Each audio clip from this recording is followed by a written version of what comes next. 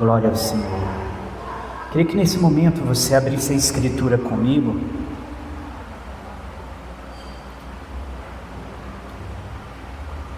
Aqui em 1 Samuel, no capítulo 1. Jades, pode baixar um pouquinho, tá bom?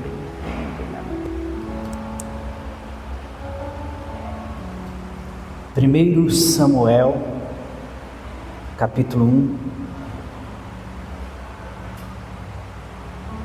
Diz assim: houve um homem em Ramataim Zofim, da montanha de Efraim, cujo nome era Eucana, filho de Jeroão, filho de Eliú, filho de Tou, filho de Zufi, Efrateu.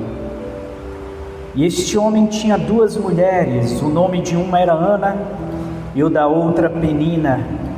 E Penina tinha filhos, porém Ana não os tinha.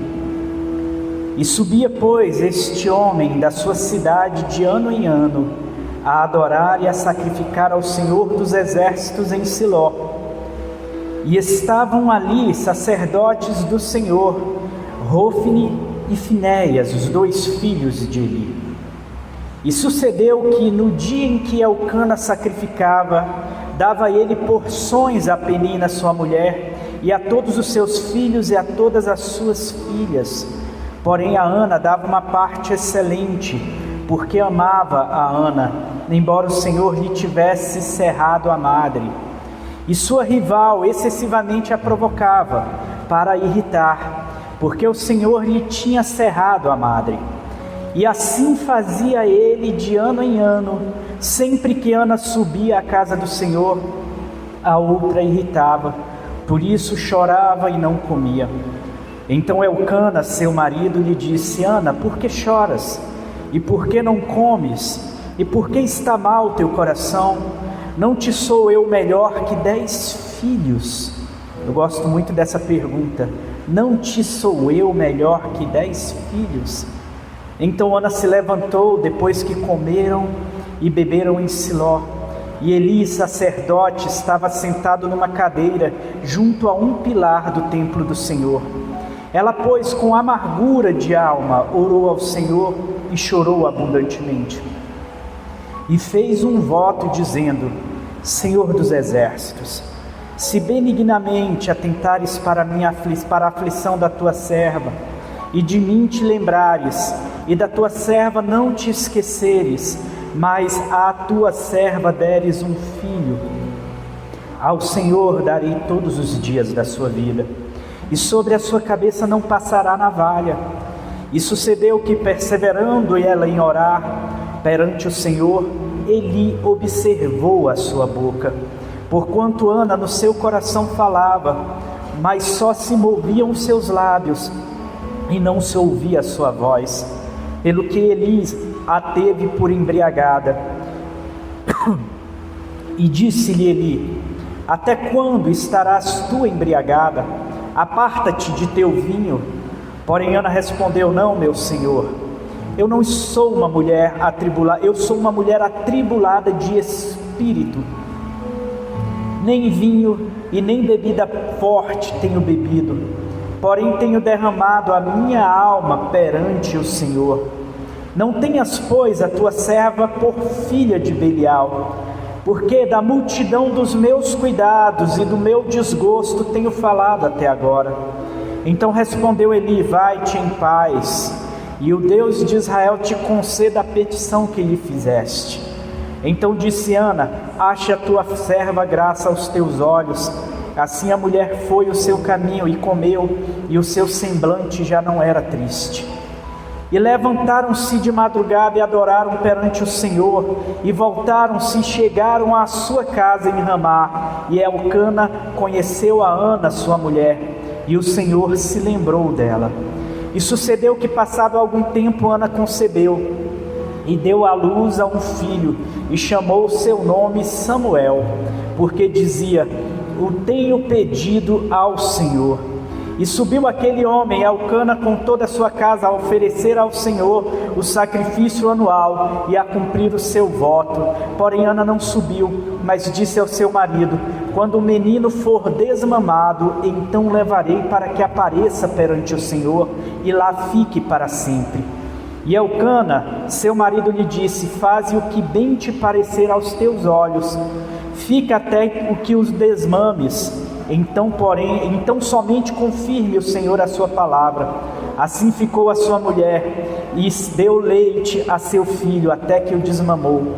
E havendo-o desmamado, tomou consigo com 3 bezerros, e uma efa de farinha, e um odre de vinho, e levou-o à casa do Senhor, em Siló. E era um menino ainda muito criança. E degolaram um bezerro, e trouxeram um menino a Eli. E disse ela: ah, meu Senhor, viva a tua alma, meu Senhor. Eu sou aquela mulher que aqui esteve contigo para orar ao Senhor. Porque este menino orava eu, e o Senhor, por este menino orava eu, e o Senhor atendeu a minha petição que eu tinha lhe feito.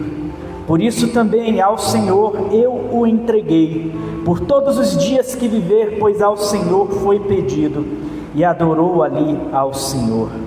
Amém, amados? História já muito conhecida. História já muito conhecida de todos os irmãos. Aqui nós estamos com uma mulher que o seu futuro não estava protegido. Eu queria que você entendesse a primeira coisa aqui. Naquela época, um bom plano de previdência era ter um filho. Porque se você não tivesse um filho, na morte do marido dela, ela estaria completamente desamparada. E o marido dela provavelmente já era um homem de meia idade para mais, e ela muito mais nova do que seu marido. E o que significava isso? Que, primeiro, naquela época, dentre um costume onde um homem poderia ter mais de uma mulher, e o cara tinha que aguentar aquilo, 2 mulheres, uma rival da outra, e uma com muitos filhos, e ela lançava isso na face de Ana, e o maior desejo de Ana era ter um filho. Eu quero trazer isso um pouco para os dias de hoje, porque hoje nós estamos diante de uma situação, parece que completamente oposta a isso.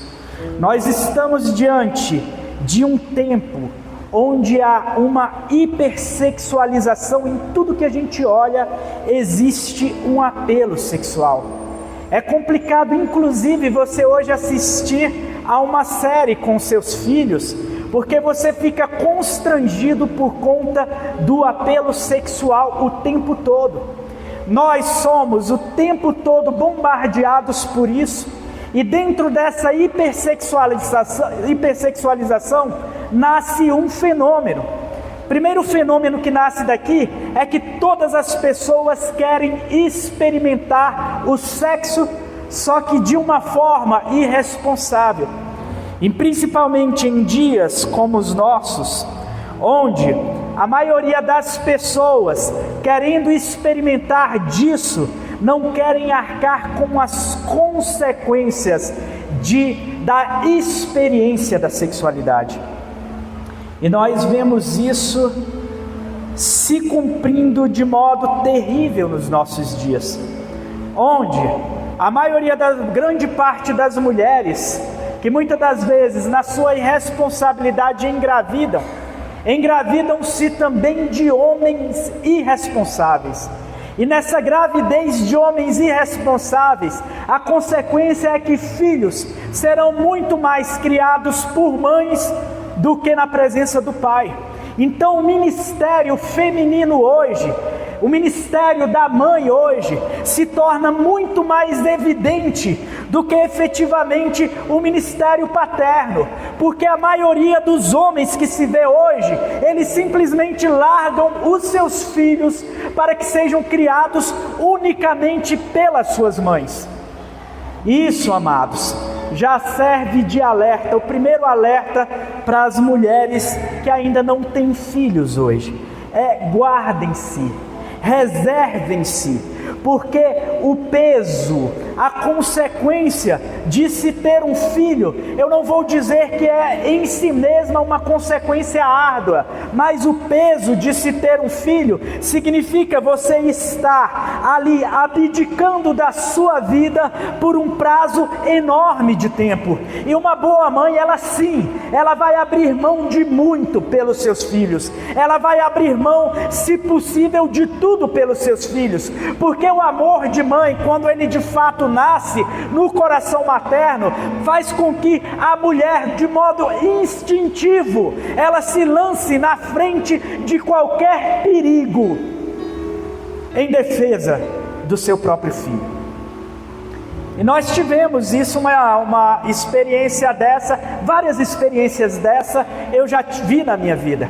Eu me recordo que uma vez nós descendo ali do Pedregal, aqui para o Gama, um homem bateu no carro e a porta do carro lá, meu pai tinha um Fusquinha, a porta do carro se abriu. Eu não me recordo bem se minha mãe estava no momento desesperada e quis descer do carro para saber o que tinha acontecido, mas o fato é que de repente eu vi a minha mãe segurando com uma mão na porta do carro. O Jadson tinha 1 aninho e alguma coisa, não chegava a ter 2 anos de idade, e minha mãe segurando uma mão na porta do carro, o carro em movimento, arrastando a minha mãe, a outra mão ela segurava o Jadson com todas as forças que ela tinha. O joelho dela foi dilacerado até o osso, ela tem uma cicatriz que ela guarda no joelho até hoje, mas até o osso, o joelho dela foi dilacerado, e ela sentindo toda a dor, ela não largou o menino, que se ela largasse o menino, provavelmente a roda do carro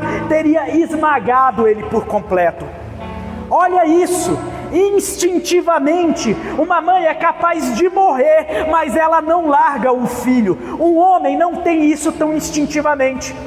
E principalmente nos nossos dias, onde cada vez mais vai nascendo uma geração de homens frouxos. O homem normalmente, ele era para se posicionar em proteção de toda a sua família, uma proteção completa, primeiro uma proteção física e também uma proteção espiritual. Mas o que nós vemos hoje é um monte de homens omissos, que muitas das vezes engravidam uma mulher e nunca mais vão aparecer diante dela para saber como o filho está. E para a mulher estará ali o ofício, o ministério, o serviço de ser mãe, até que aquele garoto ou aquela garota esteja com seu caráter formado.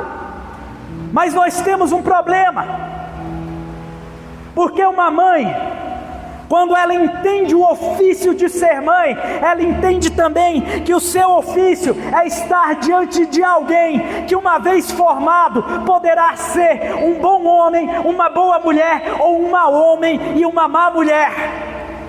Nós poderemos estar diante de um filho que vai glorificar a glória de Deus, de um filho que será usado por Deus tremendamente, ou de um filho que vai ser um espinho para este mundo, que vai ser um algoz para este mundo.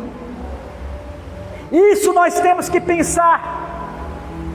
E o primeiro conselho que nós extraímos daqui é: mães, quando vocês tiverem os seus filhos, consagrem-os ao Senhor, façam o que for possível para trazê-los à casa do Senhor.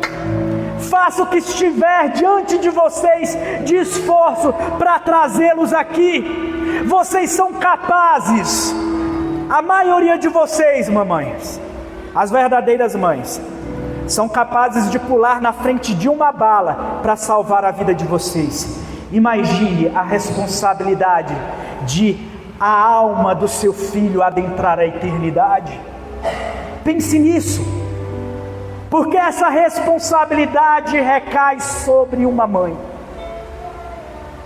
Eu dou mais um exemplo aqui, sobre esta proteção instintiva, que ela nem mesmo pensa acerca disso. Eu estive visitando ali o pastor Elcio, está lá a Raíssa toda dolorida, que quando ela se levanta, ela chega a ter ânsia de vômito de tantas dores que ela sentiu.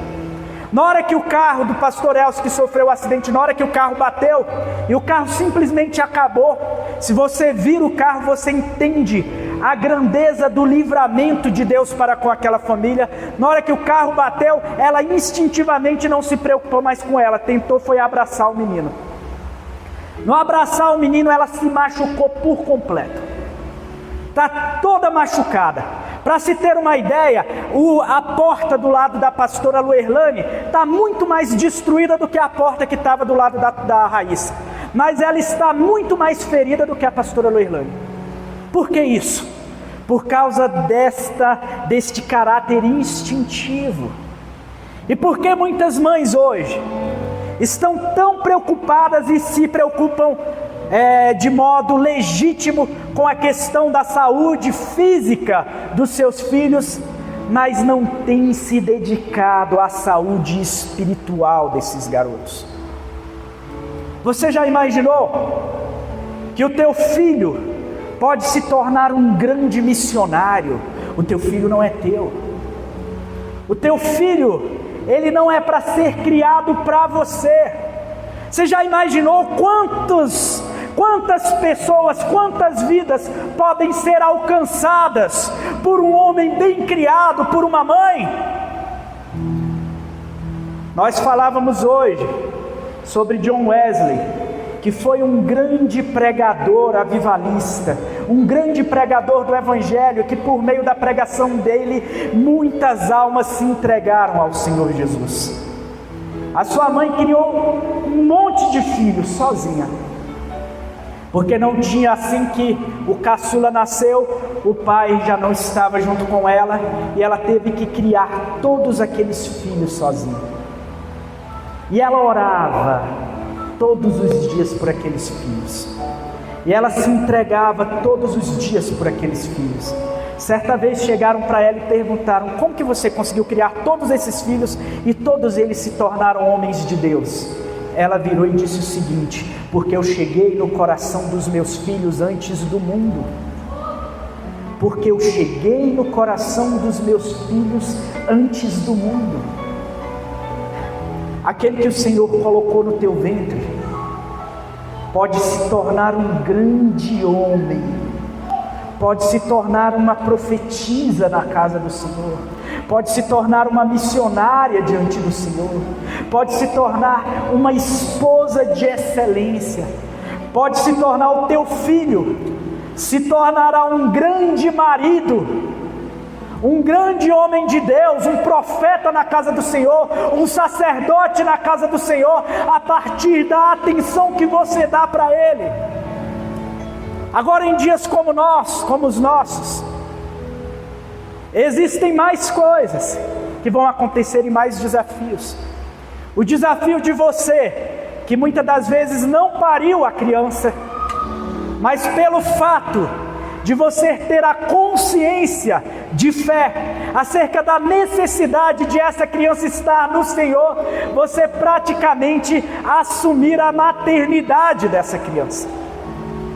E existem hoje tias que são mães, existem avós que são mães, existem mulheres que, não tendo gerado no seu ventre aquele menino, mas se tornam mães daquela criança. E a responsabilidade repousa sobre nós, porque hoje existe um alto número de crianças que são órfãos de pais e mães vivos. E a igreja do Senhor tem essa incumbência de abraçá-los, de salvaguardá-los, de trazê-los à presença do Senhor e de ajudar a imprimir o caráter santo de Jesus nesses meninos.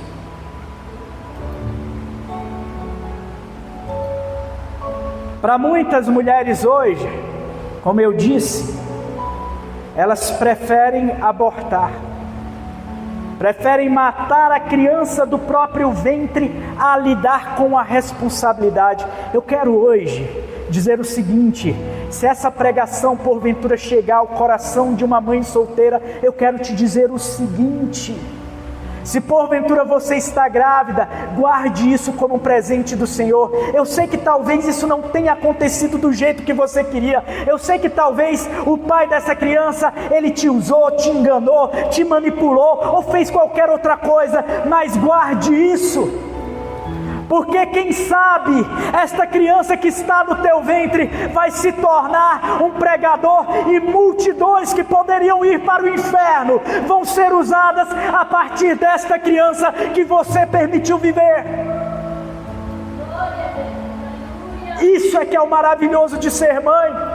Essa que é a responsabilidade, mas essa responsabilidade que vem sobre você significa dedicação, significa abnegação, significa abrir mão de tanto, significa uma entrega por muitos anos, talvez décadas, para que no fim você veja aquilo acontecendo. Ana aqui, neste texto, ela pega o seu filho assim que ele desmama, provavelmente 2 ou 3 anos de idade. Assim que ele desmama, ela já o entrega para que ele sirva ao Senhor. Entrega nas mãos do sacerdote Eli. É impressionante que ele era um homem que olhava a corrupção que os seus filhos cometiam com as coisas sagradas do Senhor, e ele se silenciava. Ele não era o melhor arquétipo de pai para se criar um filho, não. Para analisar, se ele agia daquele jeito com seus filhos, vocês acham que ele seria um bom pai para Samuel? Ele já tinha experiência diante dele, e os filhos de Israel sabiam, olhavam para os filhos de Eli e ainda acusavam a Eli: uai, você vai deixar os seus filhos fazendo isso que eles estão fazendo? Eli era um juiz e sacerdote corrupto, e a sua corrupção residia justamente no fato de ele fazer pouco caso do que acontecia com seus filhos. Entretanto, Ana, primeiramente, ela confia o seu filho ao Senhor. E ela, uma vez por ano, no tempo de adoração, ela ia e confeccionava um novo éfode. Eu fico até imaginando Samuel pequenininho, colocando uma roupinha sacerdotal, já se programando para ser um sacerdote quando crescer. E ela o via uma vez por ano. Conforme ia crescendo, preparava uma roupinha provavelmente já um pouquinho maior para durar até o ano que vem. E aí preparava aquela roupinha, vestia o menino já ficava provavelmente todo feliz com uma roupa nova. Apesar que menino não gosta muito de ganhar roupa, né? Eu sei lá como que era Samuel. O menino era precoce em tudo, com 12 anos já tinha uma responsabilidade imensa no serviço ao Senhor. Já era um homem diante do Senhor aos 12 anos de idade. Mas aquela mãe, na sua dedicação, confia por completo ao Senhor. E aquele homem se torna o último da sua era. Se torna o último da linhagem de juízes. Aquele homem, ele se torna uma marca que separava o tempo de que Israel deveria depender apenas do rei, o Senhor, para o tempo que Israel iria depender de outros reis, e grande parte deles corruptos. Na maior parte deles, homens que não se debruçaram ao nome do Senhor. Note que aquele menino que o Senhor entrega para Ana, ele veio com um ministério para finalizar uma era e iniciar uma nova era sobre Israel, para ungir um novo rei, e para ungir um rei segundo a vontade do povo, e também para ungir um rei segundo a vontade do Senhor. Um homem que seria segundo o coração de Deus. A fé daquela mulher, a entrega daquela mulher, a consciência daquela mulher, tudo isso fez com que o seu filho se tornasse um dínamo nas mãos do Senhor, um tufão nas mãos do Senhor, um meteoro nas mãos do Senhor, pronto a destruir o império das trevas. E ele foi juiz diante do povo de Deus por 40 anos e sacerdote durante a sua vida toda. Eu quero lhes perguntar, mãezinha, olha para o teu filho aí, olha para a tua filha. E agora diz o seguinte, fale com o Senhor: Senhor, me dê sabedoria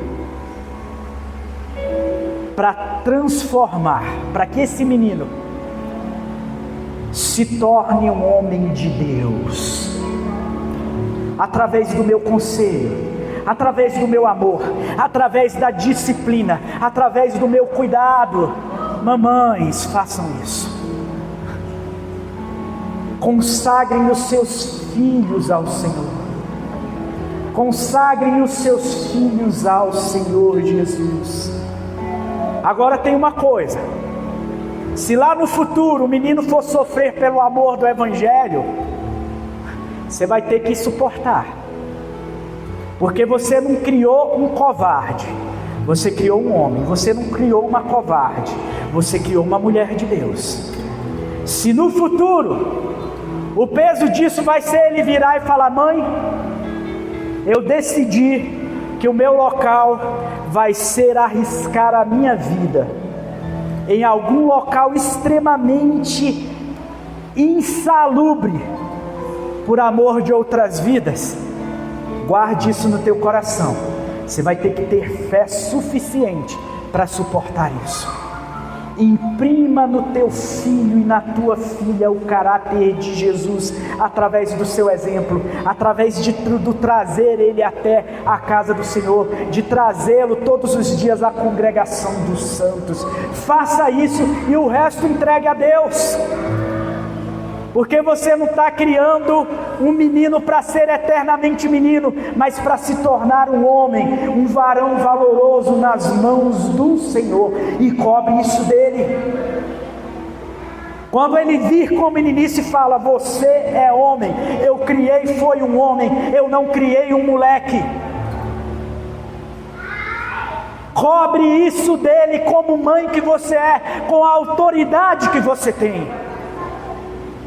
Aos 8 dias de idade, Maria leva, junto com José, Jesus até Simeão, até Jerusalém, quer dizer, para que ele seja apresentado ao Senhor. 8 dias de idade, 8 dias, era um recém-nascido. E ali, Simeão pega aquele garoto e diz a seguinte palavra profética: este menino, ele está predestinado, tanto a salvação quanto a divisão, e uma espada lhe irá traspassar. Maria ouve aquilo, e ela entende que o ministério do seu filho significava o que significou.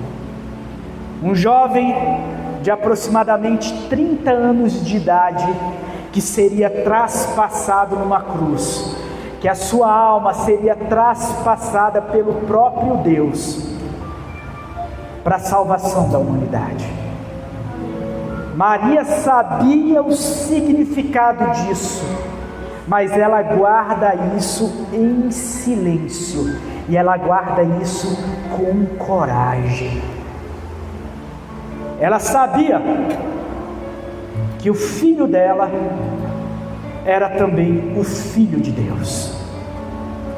Ela sabia que o filho dela era verdadeiramente homem, mas que também era verdadeiramente Deus. E Maria sabia que quando o filho dela ressuscitasse, nunca mais seria o seu filho. A realidade é que quando eu ressuscitar, a minha mãe ainda vai provavelmente me reconhecer como filho seu. Já o filho de Maria seria o seu Senhor. O filho de Maria de fato morria na cruz do Calvário. Essa coragem, essa coragem é necessária repousar nos corações de quem é mãe. É necessário repousar nos corações de quem é mãe. Acorde cedo e traga o seu filho na escola dominical. Faça o que for preciso para que o teu filho ele seja consagrado ao Senhor. E sobre o teu filho repousará o Espírito do Senhor. Eu queria que você se colocasse de pé, igreja do Senhor.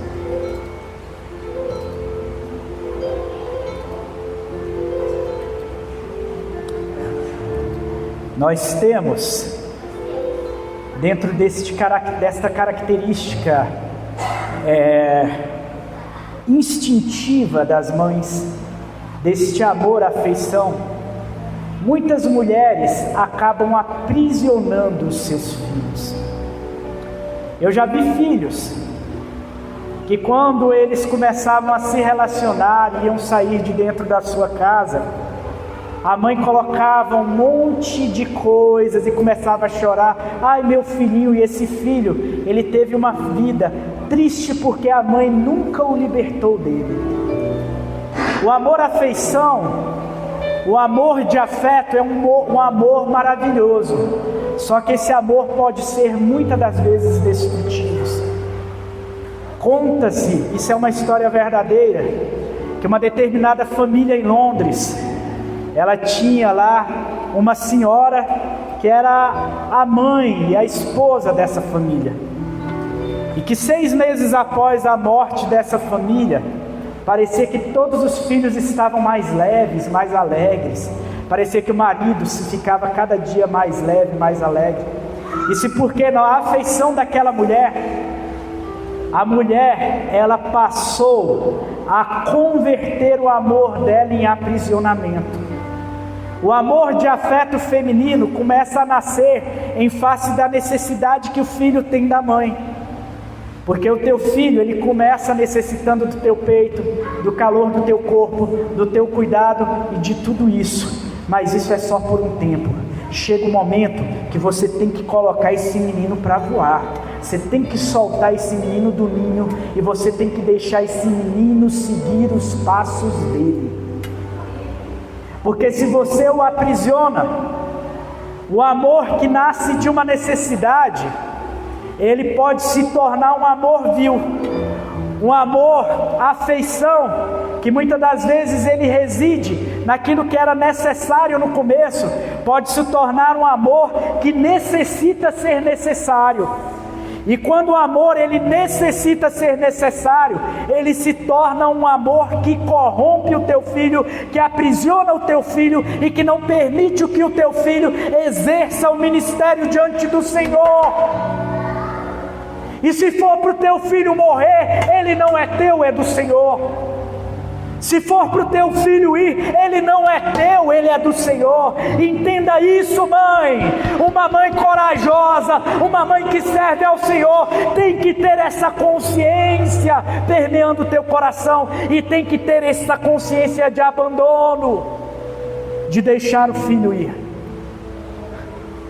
Mães que muitas das vezes não aceitam a forma que a nora cuida do filho, porque fica, mas meu filho não era cuidado desse jeito quando estava aqui em casa. Pelo amor de Deus, mães, não precisam ser assim, não precisa ser assim.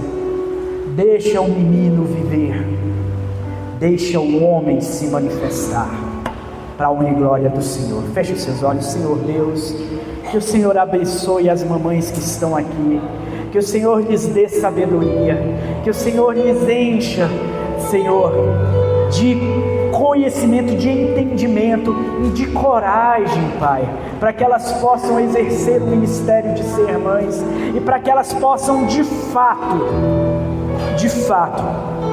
criar bons homens para o exercício do teu ministério, criar boas mulheres para o exercício do teu ministério, Senhor Deus, acompanhas aquela mãezinha que acha que não consegue, porque vive uma situação de perda, Quantas mulheres agora, Senhor, vão experimentar a viuvez nessa tragédia que aconteceu no Rio Grande do Sul, meu Deus.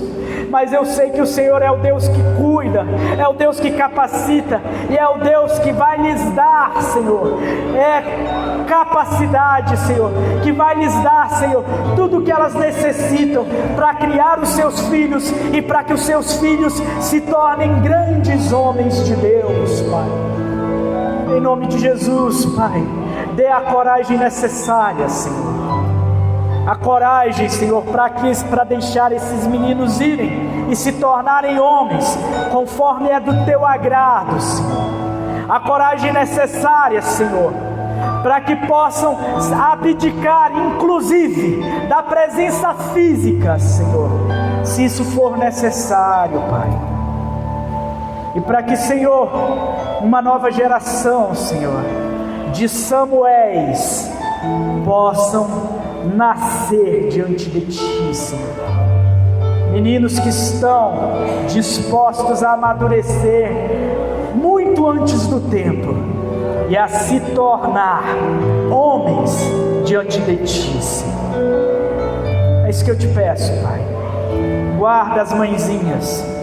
Se tem alguma mulher, Senhor, alguma moça, alguma jovem, que quem sabe esteja em dúvida, Senhor, sobre ter ou não uma criança, Senhor, que o Teu Espírito a alcance hoje, Senhor, e que ela compreenda que esse tempo de abnegação, esse tempo de entrega, esse tempo de dedicação, que esse tempo significa entregar um bom homem ou uma boa mulher, para que este mundo possa experimentar luz e sal, que possa experimentar o que é de fato a igreja do Senhor Jesus nesta terra, Pai. É isso que eu te peço, Deus, e assim eu te agradeço, em nome de Jesus.